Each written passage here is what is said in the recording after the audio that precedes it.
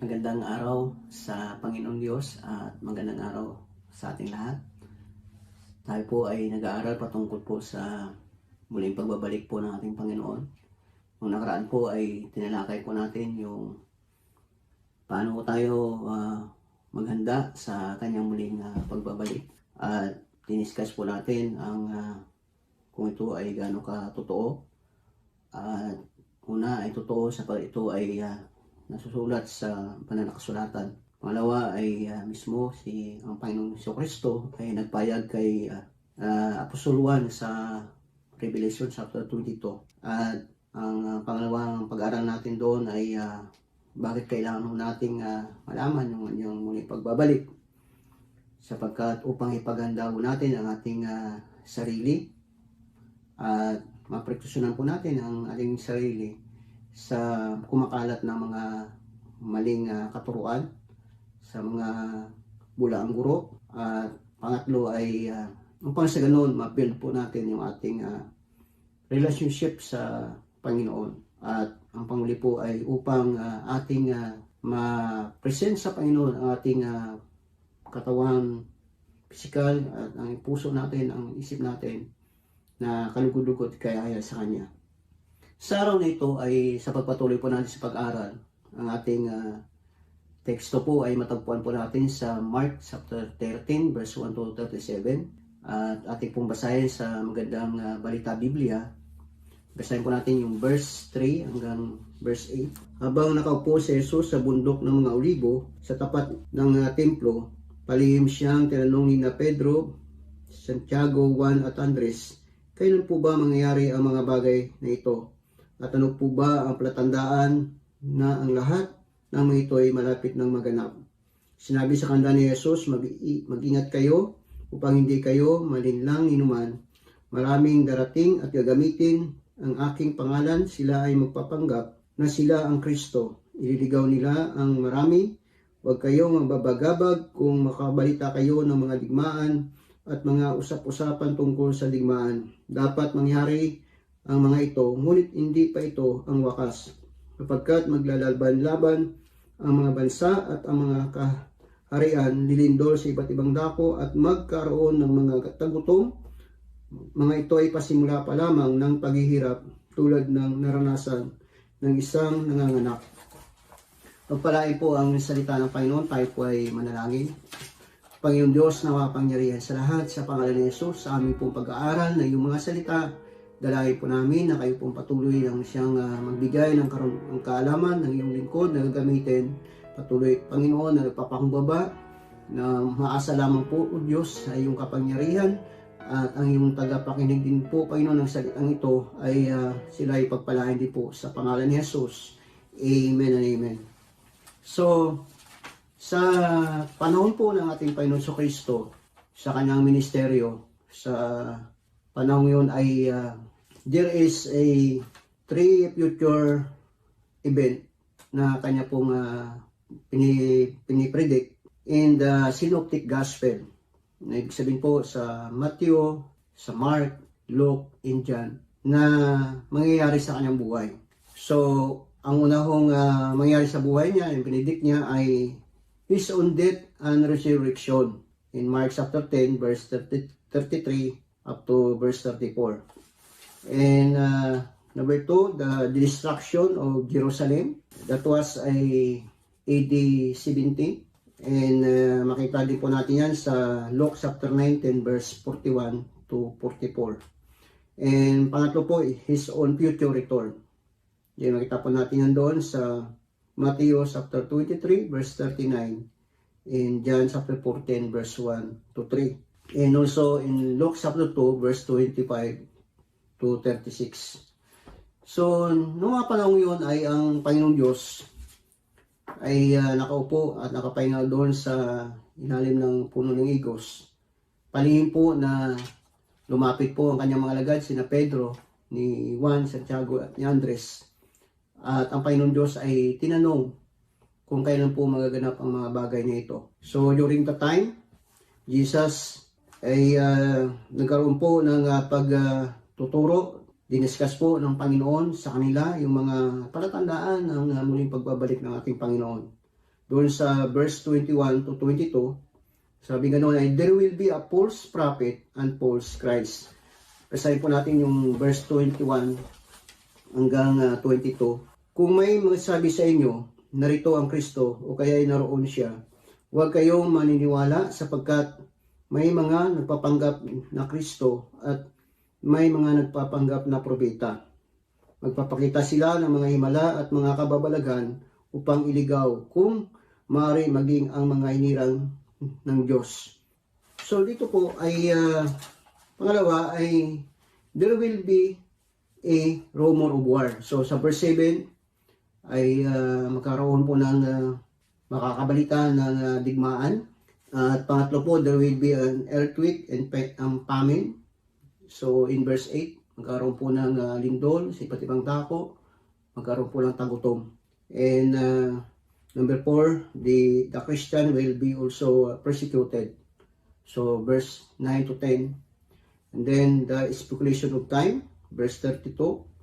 Then verse 35 hanggang 36. Basahin po natin yung verse 35 up to 36.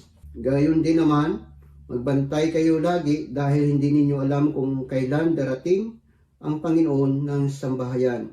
Ito ay maaaring takip-silim, hating gabi, sa madaling araw o kaya ay umaga. Baka siya ay biglang dumating at maarapnan kayong natutulog. Yung pangalan po, Apostle Paul also discuss about the character of people in the last days. So, tagpuan po natin yan doon sa 2 Timothy chapter 3, verse 1 to 5. At pong basahin din, kapatid. Dapat mong malaman na sa mga huling araw ay darating ang mga panahon ng kaguluhan, sapagkat ang mga tao ay magiging maibigin sa sarili, maibigin sa salapi, palalo, mapagmataas, mapagsamantala, suwail sa magulang, walang utang na loob at napastangan sa Diyos. Sila ay magiging walang pagmamahal sa kapwa, walang habag, mapanyarampuri, walang pagpipigil sa sarili, marahas at walang pagpapahalaga sa mabuti. Sila ay maging mga taksil, palulos-lalos, mayayabang, maibigin sa kalayawan, salip na maibigin sa Diyos. So dito po ay ito po isa pa sa mga sign po, no? Ang Panginoon ay ganun po ang mangyayari, no? Na ang Diyos ay nabigay po ng mga palatandaan na sa malapit ng maganap. Okay? Hindi naman po yan mga kapatid ay sinabi din po dito is like a woman born a baby, verse 8, katulad ng isang babaeng manganganak. So yung mga panahon ito ay ito po yung mga binigay ng Diyos, yung mga palatandaan. At ito ay, ang mga bagay na ito ay diniscuss po niya sa kanyang mga alagad. At dito sa binanggit po ng Panginoon ay yung speculation of time, no? Yung rumor of war, earthquake and famine, persecution, ay ito ay nangyari ho sa maging sa panahon po ng mga disciple, maging sa panahon ng mga alagad, ay nangyari po yung kaguluhan na yan. Maging sa panahon po ng early church ay nagkakaroon po ng mga persecution. At maging sa panahon po natin ngayon ay actually marami pong mga Kristiyano na nape-persecute sa ibang bansa. At nalaman po natin na sila ay isan ay pinapatay. Okay? At yun po ay nangyayari. At maging sa ating kapanahunan ngayon. Kaya lang, di ba, nung nagkaroon ng pandemic, no? 1 month after, ay nagkaroon po ng kaguluhan, nagkaroon po ng panic buying.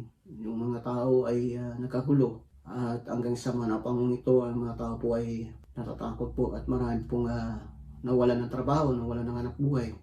Maraming nagugutom sa panahon po natin ngayon. So dito po ay nangyayari po mga kapatid. At ito po yung mga palatandaan at isa lamang po yung mga hindi pa ako nagaganap, yung pagbabalik po ng ating Panginoon. So, dito po ay titingnan po natin yung oras po, no? Binanggit dito, the speculation of time. Ito po ay maybe it is referring po our physical o literally physical body o physical life ng buhay ng tao. Kasi alam naman natin na pagbabalik ng Diyos, hindi na tayo nakatingin doon sa aktual yung pagbalik. Dahil makita po natin yan sa alapaap, no? Sa pag-aralan po natin yung rapture, yung caught up, harap-harapan po natin makita ang Panginoon. So, literally, sa buhay ho ng isang tao ay doon sa Ecclesiastes pinagawa ni King Solomon na may panahon ng pagsilang, may panahon ng pagkamatay, panahon ng pag-iipon, may panahon ng pagkatapon.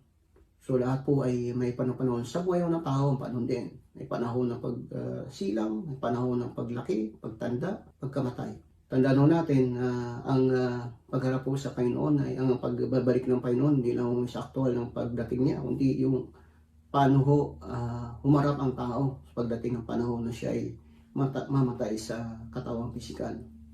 And according to the book of Hebrews chapter 9 verse 27, it is appointed man once to die and after that judgment. So napakalaga na balansihin mo tayo mga kapatid, dahil huwag mo sabihin na malayo pa dumating ang Panginoon, pero sabi ng Bible sa 2 Peter chapter 3, pinag-aralan natin noong nakaraan, ng 1,000 araw, 1,000 taon ay isang araw lamang sa Panginoon. Ibig sabihin nun, yung buhay natin ay hindi natin alam. Diba? Hindi natin alam kasi may kabalita nga tayo na kahapon malakas pa, pero nalaman natin wala na, namatay na. So napakalaga na ito ay binigay sa atin ng Diyos sa mga palatandaan ito para sa ganun ay alam natin kung ano dapat natin gagawin. And then during that time, Jesus Christ was discussed also to His disciple and give them some advice kung ano po yung pwedeng gagawin ng mga disipulo niya, sapagkat nakita niya yung mga disciple niya, yung kanyang mga lagad ay natatakot po sila. And sabi po ng Panginoon ni Jesucristo, habang sila po ay i-discuss po nila yung mga bagay na ito, mga platandaan ito ng kanyang pagbabalik. Sabi ng Panginoon ay walang nakakaalam ng kanyang pagbalik. Maging ang mga anghel sa langit, maging siya, maging anak ng tao, ay walang nakakaalam kundi ang Diyos lamang ang nakakaalam. Mga kapatid, kanya pong binigyan ng advice ang kanyang mga alagad. Sabi niya sa number 1, sabi dito sa verse 8, maging sa John chapter 14 verse 1 hanggang 3, sabi ni ganun ay, do not be anxious. Huwag kayong mabagabag. Sabi na pa dapat mangyari ang mga bagay na ito. So mga kapatid ay kumisan ay realidad ng buhay ng isang tao pagka nasa gitna na ho ng kamatayan, hingalo na o sa gitna ng karamdaman, mabigat na karamdaman. Marahil iyan ang oras na sa kanyang pagpanaw sa daigdig na ito ay doon po siya nagkipag-battle, no, mga kapatid. Ano sabi ni Jesus? Hindi pa ito ang wakas. Hindi pa ito ang wakas na kahirapan. Ito ay pasimula pa lang. Ito ay mas matindi pa na kahirapan daranas at daranasin ninyo pagdating ng takdang panahon. So dito kinumpul po sila ng ating Panginoon.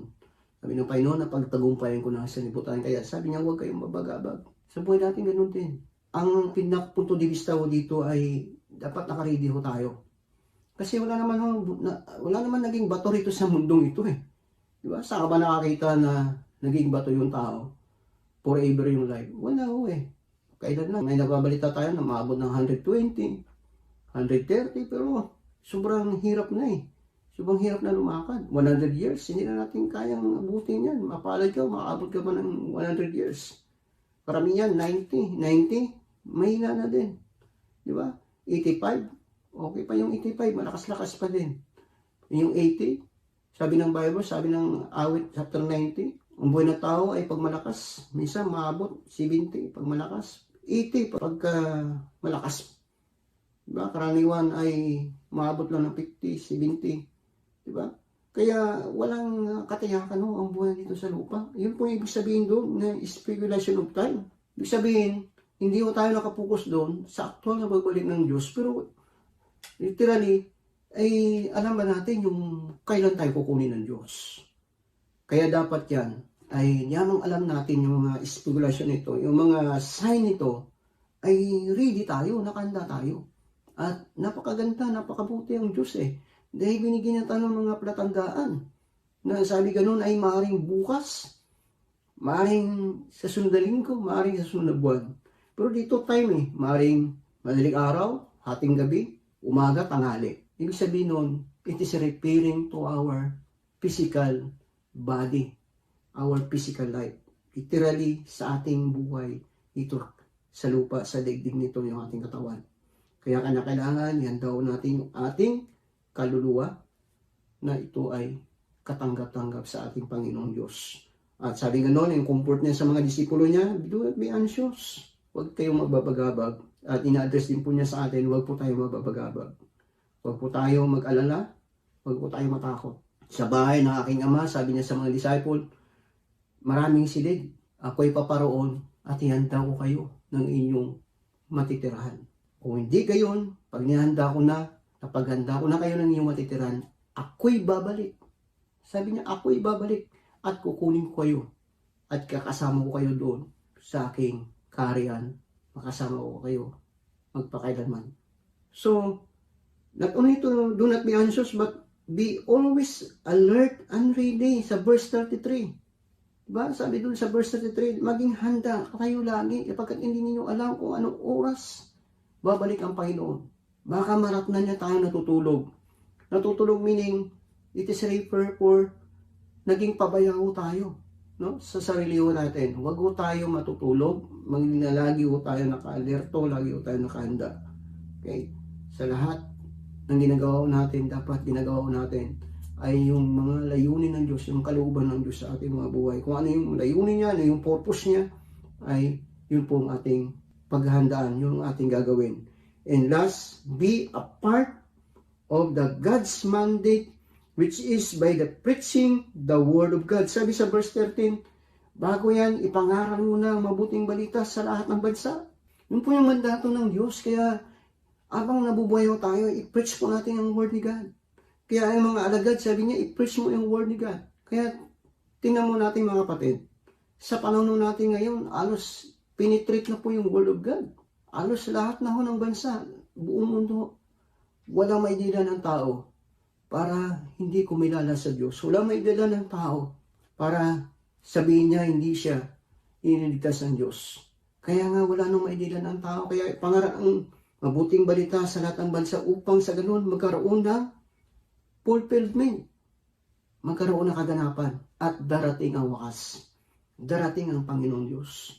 Kaya mga kapatid, we must be a part of this mandate of God that we need to preach His Word.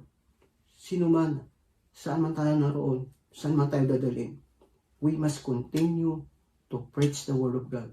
Because, sabi ni Paul, this is a power unto salvation sa lahat ng mga tao. Kaya mga kapatid, kung ikaw ay nababagabag ka, natatakot ka, marahil ito yung pagkakataon mo para naasan mo yung comfort ng Diyos, yung kanlong ng Panginoon. Minsan ang tao natatakot pumamatay. Umiwala yung kanyang kaluluwa sa kanyang katawan, kanyang espiritu sa kanyang katawan. Sa mga pagkakataong ito ay sinasabi ng Panginoon, lumapit ka, magpakumbaba ka, tanggapin mo ang Panginoon, tagapagligtas ng iyong buhay upang sa ganon, maranasan mo yung comfort na mumula sa Kanya. Sabi ng Diyos, ang lumalapit sa akin ay hindi niya itatakwil, hindi mabibigo, kundi ito ay Kanyang pinapalakas, kinukomfort at binibigyan ng buhay na walang hanggan. Ikaw man na manampalataya, marahil nanghihina ka, muli mong gawin yung dati mong ginagawa. Magpatuloy ka sa paglilingkod sa Panginoon. Patuloy ka magpagamit sa Kanya.